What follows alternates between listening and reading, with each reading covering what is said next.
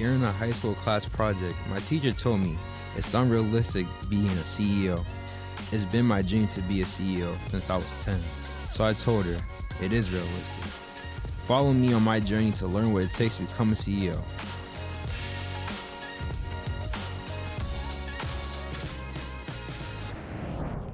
Hey guys, welcome to another episode of the Realistic CEO podcast. Today I'm here with Matthew Slater. How are you doing today, Matthew? I'm doing well, Michael. I appreciate you having me. Great to be here. I want to thank you for taking the time out of your day to allow me to interview you. You're my first athlete to be on the podcast, so I want to thank you for giving me that opportunity as well. It's a pleasure. It's a pleasure. For the people that don't know who you are, can you tell us a little bit about yourself?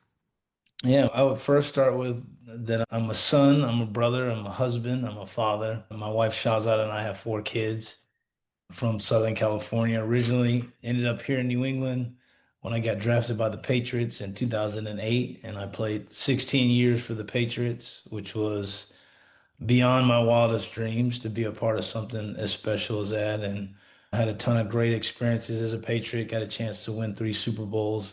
But more importantly, I'm really proud of the relationships I was able to develop while I was playing and the impact that my family and I have been able to have in the community. Football has been a tremendous gift, and it's a gift that we've tried to use to give back to the people around us. It's been an incredible journey and thankful for all the Lord has done in that time. Can you tell us, like, when you realized that the NFL wasn't far-fetched and that was something that you knew you could achieve? You know what? I always kept my head down, especially in college and in high school. I just said, you mentioned it in your book, the long, lonely, boring work. That's something that my parents taught me to lean into and enjoy. So I just kept doing the work. I wasn't so much worried about the destination, but I did believe that if I trusted my process, and I tried to steward the God-given ability that I had, that maybe things could work out for me. And I really honestly didn't believe it until it was happening. I just kept my head down and I said, "Oh, we're here, we're doing it." And I feel very blessed by the way things transpired. What is some advice that you would give to any young athlete that are trying to pursue the next level? Yeah, I'm going to keep going back to your statement in your book. I don't think there are any shortcuts, especially for athletes. We all have goals and aspirations, but there are a lot of talented people out there that are working towards the same thing. And I think you have to be willing to sacrifice. You have to be willing to commit yourself to the work. And certainly you have to be blessed along the way with health and opportunities and the right situation, right time. But when it comes to handling your part of the deal, you have to be willing to sacrifice and work for it. And I think now for all of us, we get used to instant gratification, but that's not something that is real in the world of sports. There is nothing that happens instantly. You have to work for everything. You started off in college as a receiver, you end up getting injured, switching to the defense, then you went to special teams. So what was that transition like for you? Yeah. Look, I always laugh with people. I never envisioned myself being a special teams player when I got to the NFL. I had high aspirations to be the next Randy Moss, Jerry Rice, whoever it was. But I had some adversity along the way. I had injuries, as you mentioned. I didn't get the playing time that I had hoped to get when I was in college. But it was my ultimate desire to be on the football field and help our football team be successful. And special teams provided a way for me to do that. It gave me an opportunity to get on the field. And I embraced it. I leaned into it. My love of the game taught me that you do whatever the team needs you to do, and you do it to the best of your ability. So, quite an unconventional path to the NFL, and certainly a very unconventional journey in the NFL. But it was a great lesson to me that in a team sport, everybody's got a role to play. And if you get a role, you embrace that and you try to master your role. When you first got into the NFL, like what was the wake-up call that everybody has? They always have that moment where they're like, wow, this is a completely different beast in college. Yeah, absolutely. I think the first day that I was on the field with the veterans after rookie minicamp and seeing Randy Moss and Tom Brady practice together and just watching how they went about their process and their craft. I said to myself, I've never seen anything like this. I've never been around anything like this, and this is different. The speed of the game, the attention to detail, and obviously the skill of those types of players was just next level. And I'll be honest, I struggled with a little bit of imposter syndrome. Do I belong here? Where's my fit? Because I'm not like these guys. So there was a learning curve early on for sure. How were you able to realize that you belonged on the field and that this wasn't a coincidence or this wasn't luck? Yeah. I'll say this, no successful person does it alone, and I'm no exception to that. I had people that I think believed in myself and my abilities before I did. Teammates that encouraged me, coaches that challenged me, a family that was supporting me. And I think over time, as I continued to work, and these folks continued to express their belief in me in a number of different ways, I started to think maybe I could do this. Maybe I do have what it takes. Maybe I can carve out a career for myself. But again, I cannot overemphasize this enough. It was not done alone. The people that really held me up during that time are really the reason that I was able to have any types of success. What was a time where your mindset shift and you really started to dominate the field? Yeah, I would say towards the end of my third year, I said, you know what? I think I know what I'm doing now. I think that I'm playing in control with an understanding of what I've been asked to do, what my skill set is, and what the team needs. And I really felt, hey, I'm confident now. And then going into my fourth year was the first year I was voted a captain for our team. And I really felt Mhm. I knew who I was. My identity as a member of the Patriots was solidified during that time. And when you know who you are, you can understand better where you're headed and you can flourish in your role. So that fourth year, I really took off and I had a lot of fun from then on.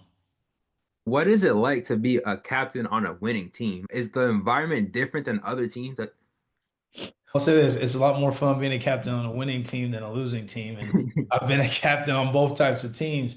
But certainly, I think when you have a lot of success and you're looked to for leadership, you're required to uphold the standard. You understand what the vision of the coaches and the other players on the team, and you have a responsibility to project that vision to your peers and then help everyone pursue that vision.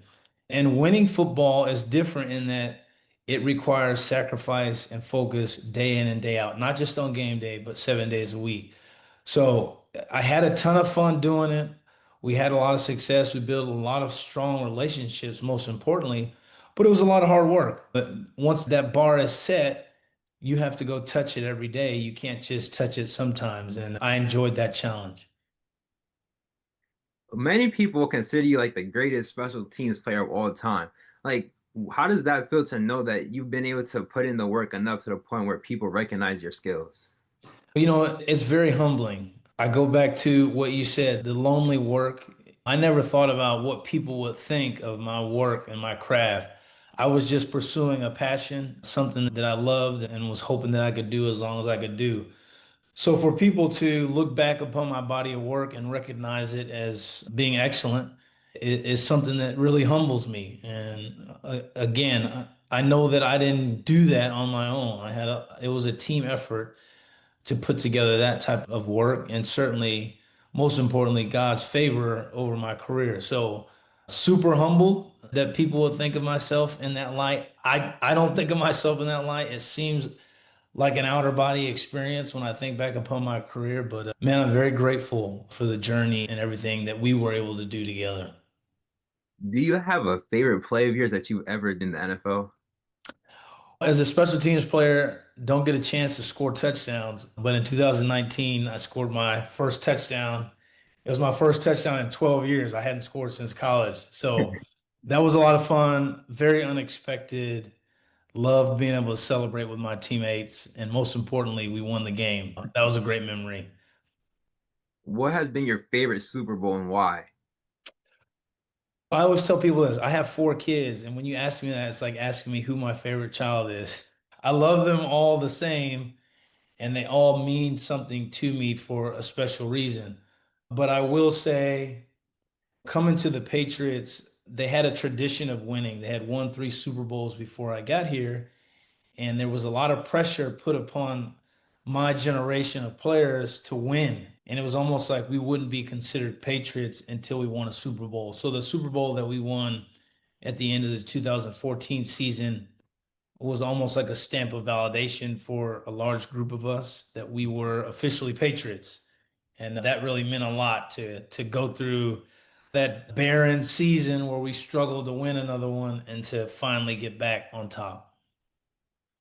Like the Super Bowl that I remember the most of you winning, actually I got two. The when you came back against the Falcons, and I remember when Marshawn Lynch did not get the ball on the 1 yard line. And I remember that Super Bowl because my brother was a super Seahawks fan. He was crying so bad after they intercepted the ball. So those two Super Bowls, but especially the one where you came back at halftime. How was the locker room like at the halftime to the point where you guys were able to come back and win the game?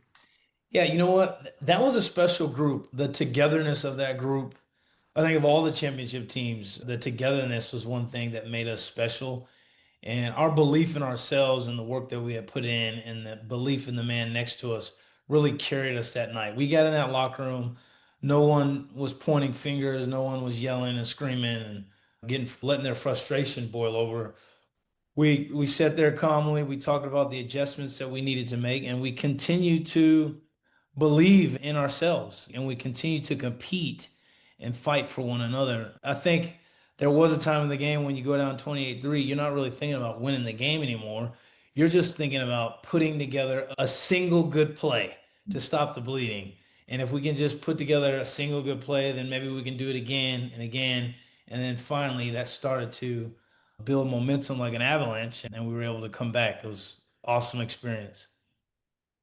What was the locker room like to be able to play with the greatest quarterback of all time? Oh, it was awesome. For me, one of the greatest honors of my professional career was playing with Tom. And it's easy to look at his greatness on game days and his production and his winning and celebrate that. But again, I go back to that didn't happen by accident.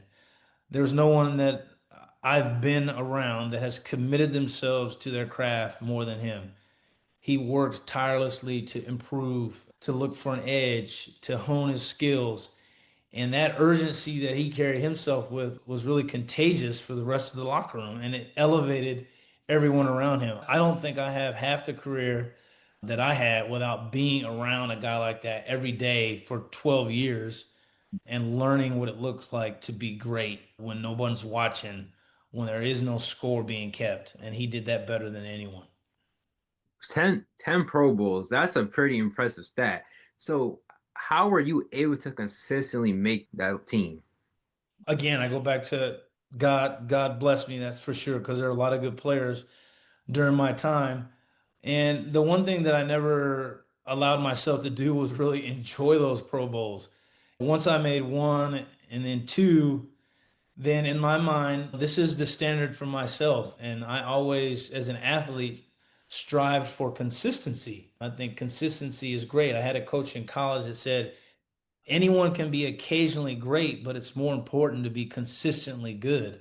And I wanted to be consistently good, not occasionally great. So if I had a successful season, I honestly put it away and tried to go into the off season working like I hadn't done anything, that I needed to prove myself all over again. And I appreciate my family for keeping me humble.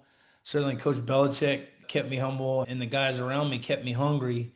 And I never would have imagined going to 10 Pro Bowls. God's been good, and I'm just thankful that I had a chance to experience all of that. What was it like to play with Rob Gronkowski and Julian Edelman? Those guys were great. They're two great people. They're great competitors. They're characters. They're very funny. But to me, they highlight the importance of having just diversity in any setting. Rob loves to have a great time. Julian's competitive. He's a cagey guy. But they brought special dynamics to our football team that made us great. Obviously, Rob is, in my mind, the greatest tight end of all time. Me, Tom's the greatest Patriot.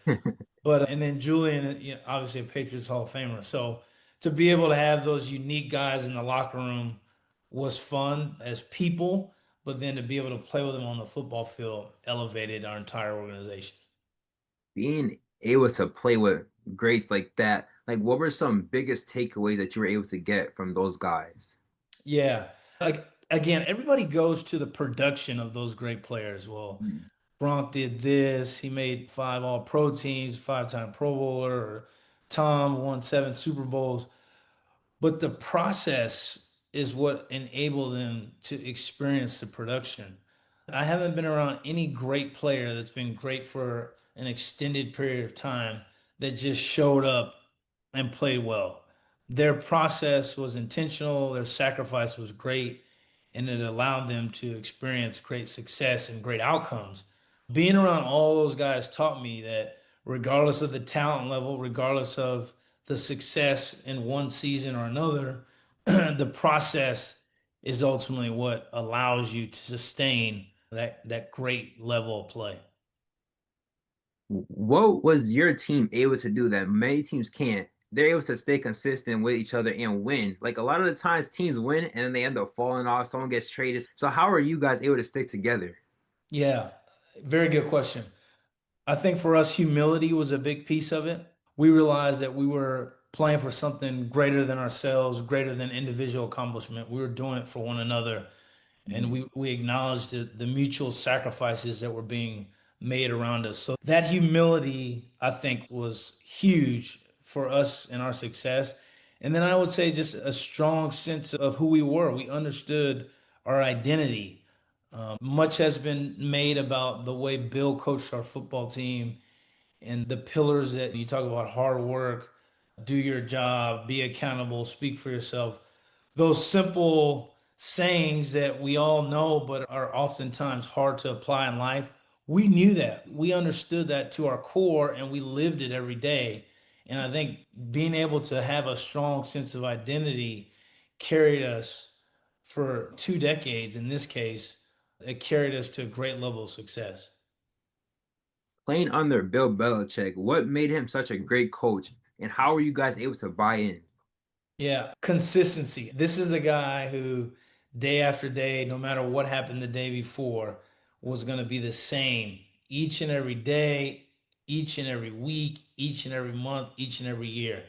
And I think that consistency and having a leader who is setting the tone, who is preaching one thing and then also practicing it, really inspired and motivated the guys in that locker room to go out and play well. And he didn't accept anything less than the standard, and he pushed. And it was hard, and some guys said sometimes it wasn't fun, but winning is fun. And being able to experience the things that we did was a lot of fun, and a lot of that credit goes to Bill. Mm. Now, retirement.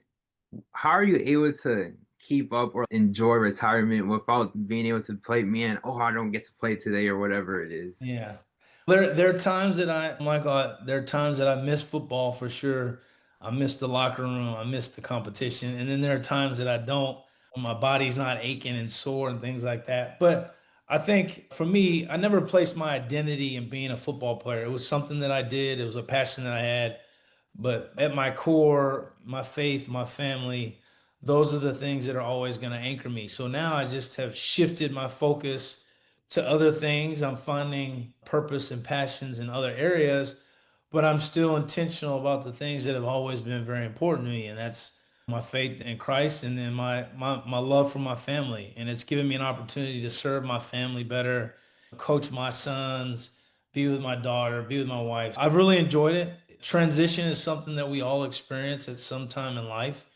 And this season has been certainly a season of transition, but I'm enjoying it so far. I have a quick question about what I have going on. So for me, I have like a really big goal of being able to give away 500,000 copies of my book in the next 5 years. And I was wondering, like, what is some advice that you can give to me on how I can make that happen? And that's awesome. I think for you, you have one of the key ingredients in all of this. I think vision is very important. And it's clear from us talking that as a young person, you had a vision for where you wanted to be. Like, I want to be this one day. And then, secondly, you had a plan. That vision gives you a plan. All right, if I want to get here, I need to take these steps in order to achieve my goals. So I commend you on having that vision. And now it's just making sure you have a sound plan to achieve that. And instead of taking a bite of the whole pie, just take a small sliver of it. What can Mhm. I do to connect here? How can I network myself? And then from there, more and more doors and opportunities will open and present themselves to you. But always cling to that vision. I think a lot of young people struggle because they don't have a clear vision. And I shouldn't just say young people, I would say people in general, people my age, people your age, struggle because there is no vision. And if you don't have a vision, there is no really guide to what's next. So hold fast to that vision, take small steps to your goal. But look, you may have a goal of 500,000 and it may have being more than that because you're intentional about your process and what you're doing. So I can't wait to see how that turns out for you. Thank you. What is your plans that you have in the future after retirement? Yeah, for me, I'm actually looking to go back to school right now. I'd like to get my MBA. I'm a firm believer in education. I think it's something that provides opportunity. It's something that provides enlightenment. It opens a lot of doors. Mhm. So I'm looking forward to pursuing that. And then nonprofit is something that I have a passion for. I want to go back to business school so that I can grow the nonprofit that my wife and I have. We have a family foundation. We partner with a number of nonprofits in the area, but a lot of the work that we do is with foster care. My mother-in-law was in foster care growing up, so we have a heart for those kids and those families, and we want to support them in more ways and bigger ways. So my vision is to grow our nonprofit and to really have a meaningful impact in the New England area. I think it's funny that you say that because my parents, they have been foster parents since I was born, literally. So I know what it's like. And the crazy thing about that is, like, I remember this one. I always share this story. I was like in eighth grade 5 years ago. I remember one of the kids came home and they were talking to my family member, and they were like, he came home and said, I wrote a project because my big brother, and he was talking about me. He was like, my big brother Mikey. He was makes me so happy. And I was like, wow. So to think that, and all I did, I treat him like my little brother. So I have a younger biological brother, and I just treated them the exact same way. And he really felt like he was a part of the family. So I That's understand how special. important that is for, yeah. Oh, that's special. I appreciate your parents for doing that, and I certainly appreciate you for being a model for those kids coming through your home. Thank you. Thank you. So you say faith. You always talk about faith and family. Why are those two things important for you? Yeah, I'll start with my faith. I think it's my belief that we all need something outside of ourselves that we can anchor ourselves to. Life is so fluid. There's so much change. There's so much that you can't predict. For me, my faith in God and His character is it brings consistency and it brings clarity and peace to my life, regardless of what's going on. And not to get too theological on you, but I do believe that God's character is trustworthy and it's dependent and it's proven itself. His track record in my life is has been proven over 40 years now almost. So that will always be a priority for me. I think it informs the way I love people, it informs the way I see myself, it informs the way I see the world, it informs the way I live my life. And I think to me that is always going to be my North Star. And then from that, the offshoot of that is family. I think God cares about family. He created family, and certainly He's blessed me with a tremendous family that has supported me and has enabled me to be where I am today. So I think He has a passion for family, and therefore I have a passion for family, the family that He's given me to watch over. I know those two things are going to be consistent. With kids, there's a lot of unpredictable things, but I know I'll always love my children. I know I'll always support them, and the same goes for my wife. So those are the two things that anchor me. I can't emphasize enough. Those are two things outside of myself. I can't always look internally to find strength, to find hope, to find peace, to find wisdom. I need something external and fixed. And I feel like God provides that, number one. And then secondly, my family does something similar. So I like how you talk about that because Being in the NFL for over a decade, that has to have a big toll on you mentally. So how are you able to stay like mentally sane after and during your career? Yeah, it is. We don't talk about that enough when it comes to the mental strain and the toll of being in the NFL. It's very hard. It's very demanding. You're under a lot of stress. And I didn't realize how much stress I was under until I stopped doing it. And I just felt like 20 pounds lighter. I do think that whether it's an athlete, a businessman, a police officer, a doctor, a nurse, we all experience stress in the context of work. I think we all need healthy outlets where we can go and just unload that stuff. For me, it started with my faith, but then the relationships that I had around me where there were trusted individuals, my wife, my parents, that I could go to with the problems that I was carrying. As a leader, as a captain on the team, I had to oftentimes put on a face that, hey, everything's okay, even if it actually wasn't okay. But it was very unhealthy if I didn't deal with that at some point in time. So I encourage everyone to have these trusted voices in your life that you can take this stuff to. It's important. It's important to really just flush through a lot of this stuff. Oftentimes we sweep it under the rug and we try to power through, but I don't think we were made to do that. I think we were made to do life in community. And I think it's important for everyone to have community. And I did that while I was playing for sure. I like that you talked about being a great leader. So what are some important things that you think you need to be a great leader on and off the field? Yeah. To me, leadership starts with servanthood. If you're not willing to serve, then you can't lead. Leadership is all relational, right? When you talk about leadership, and so many people talk about it in different contexts, but ultimately, what you're tasked to do as a leader is to either cast a vision or take someone else's vision and get people to see it, and then encourage people to walk in that direction. And in doing so, hopefully you're elevating those people along their journey. You're bringing them up. You cannot do that if you're not willing to serve them. So what does that look like? It means getting to know them on a personal level. In the context of football, I never wanted to start my relationships with a guy talking about X's and O's. I wanted to learn about his why, understand his family history, the things that he was passionate about. Do you have kids? Do you like to fish? Do you have a faith system that you subscribe to? Maybe it's different than mine. Let's talk about it. But the relationship piece was huge and it gave me the opportunity to get to know a person so that I could serve them. So to me, leadership and servanthood should be synonymous. And if you can't serve, then you can't lead. Can you tell us a little bit more about your foundation? Yeah. So, we started the Slater Family Foundation in 2020, and we really had a desire to use the platform that football had given us to elevate the people around us, to make their life experience better. So we started doing a lot of our work in Providence, Rhode Island. That's where my wife and I met. We partner with a number of local churches and smaller nonprofits, just providing them with additional resources, but also trying to boost awareness. And then we tried to serve as connectors. One of the first things we did was a community jamboree. So connecting people from the community with the resources that they may not have known were available to them within the community. So that's been the heart of our initial work was like, hey, let's just connect, bridge build, and Mhm. uplift.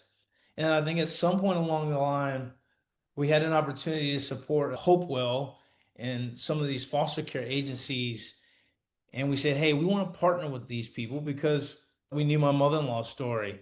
And once we engaged with them, we really found that, hey, we have a passion for these kids, these families, and we want to continue to support them and be very intentional about it. I think the scope of our work has been narrowed a little bit to those kids and their families.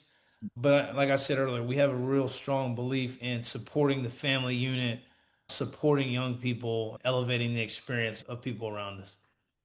How could I get involved? That's a great mission. I definitely want to hop on board. I appreciate you asking. One of the next events I'm hoping to do is a back to school event in the fall. And since I have your contact info, I would love to have you come out. And especially now, hearing your family's history, I think it'd be a great opportunity to get you out, meet some of the families, get them to meet you, and give away some back to school supplies. So we'll be in touch on that. Thank you. That would definitely be a great opportunity and experience because I really do love being able to give back to the community. So I remember last year, my dad took me to some of schools where we would greet the kids when they walk in for like the first week of school. That was pretty fun. So I know this back to school getaway would be just as fun as that. Awesome. Yeah. I just have a couple more questions for you. So I normally ask about the LBW, but you were bringing it up throughout the whole interview, so I don't even need to ask that question. But for you, when did you know it was time to retire? Yeah. Ooh, that's always a tough question for an athlete. I was very fortunate to be in a position where I got to make that choice on my own. A lot of times, whether it's injury or just lack of opportunity, the athlete doesn't have a chance to make that choice. As I was in my 14th, 15th year and my family had grown, we had four kids, it became clear that the sacrifice that I had to make to be successful at football was impacting my availability and impact at home. And if this is something that I say is a priority for me, I need to make a decision that's going to align with that priority. So that was a big part of the decision and having those conversations with my wife. And then I think, secondly, just physically, I could tell that it was about time. I was dealing with nagging stuff. I was in a lot of pain all the time. And it was just a lot of work to physically have myself prepared and ready to go. And as someone like yourself who believes in the work and the process, I didn't want to cheat the game. I didn't want to cheat myself. And I don't want to cheat the team by not being able to perform to a level and do the things that I thought were to the standard that I had tried to uphold for a lot of years. So you couple those two things and you factor in a lot of other things in terms of where I was in my life, and it felt like the right time to walk away. There was a lot of transition that happened with the team at that time, and all signs pointed to, hey, this is it for you. So I prayed about it a lot. I heard from the Lord on it and made the decision. Was there ever a time, whether it was in your NFL or before your NFL career, where you felt like you wanted to quit? Oh, yes. I go back to college. You mentioned the injuries and the position changes in college. It was very frustrating. My college experience was not what I had hoped it would be, although it's what I needed it to be. But at the time, I didn't understand that. And I did contemplate walking away from football and running track for a while because I had initially gone to UCLA with the hopes of doing both. When I really thought about it, I said, "What do you want? Where does your heart lie?" And I knew that my heart was always with the game of football, and I wanted to see it to its completion. If that meant playing through my senior year and being done, okay. But if that meant having a chance to play beyond, okay, great. But I wanted to finish my process, and I felt like I owed it to myself to play as much football as I could, as long as I could. Now, I didn't think it was going to be another 17 years more after that, but there was a moment where I had to really fight through wanting to pivot away from football. And how were you able to do that? Man, I always get my parents, honestly. You know this, you have your dad, and he's very supportive of the things that you do. My dad played 20 years of professional football. I got his jersey hanging up behind me.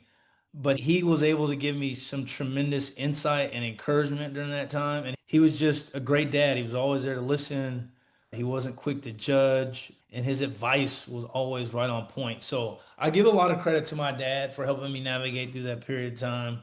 I had some really great friends at the time at UCLA that provided some encouragement and support. And as with anything else in my life, it was a team effort in making that decision. Mm. I just have one more question. Oh, no, you're good.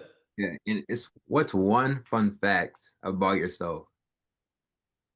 Ooh, one fun fact that people definitely don't know about myself. I'll give you two. I love to fish and I love to barbecue. My parents are from Mississippi, so every summer we would go down there and we fish for catfish and bass. And then in California, I'd fish for trout. So I've been fishing my whole life. I'm starting to introduce my kids to it, which has been a lot of fun. Even my daughter, getting her out there. And then barbecuing is something that I started doing probably in college. I'd come home on the weekends and just experiment with stuff. Now I have a smoker, so I'm doing all kinds of stuff. I'm just trying it, and it's been fun. It's a fun pastime, so I enjoy it. What has been the biggest fish you caught? I caught a 8 pound trout, rainbow trout. Now this was a long time ago now, 2009. I caught a 8 pound rainbow trout. And the thing is, when you fish for trout, you use this tiny test line. It's like a 2 pound test line. So it feels like the fish is like 30 pounds on there because of how light the line is. So it took me a while to get that thing in, but it was a lot of fun. I got a picture of it. My dad and I, it was great. It was awesome. Like, what do you prefer? Do you like on a fish on the lakes, deep sea? Do you have any preferences? I'm all fresh water. My mom was terrified to let my brother and I go on a boat when we were kids, so it was all fresh water from the banks.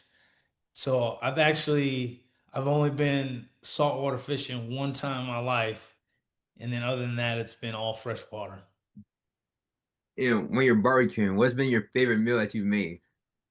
My go-to ribs, and you got to do them right. So I do this 3-2-1 method. You smoke them on low for 3 hours.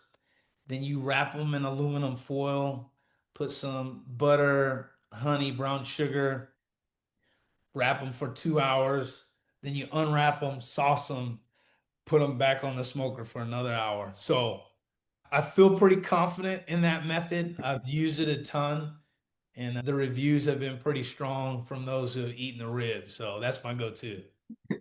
I really want to thank you again for taking the time out of your day to come on my podcast. I truly appreciate it, and I know everybody that's gonna watch this is gonna appreciate it. So I really do thank you. Michael, I appreciate it. And thanks for what you're doing. I'm so inspired by a young person like yourself who is motivated, who's pursuing their dream. And I know that you're going to do great things. So I'll be rooting for you and I'll be watching from afar. Thank you, thank you. Absolutely.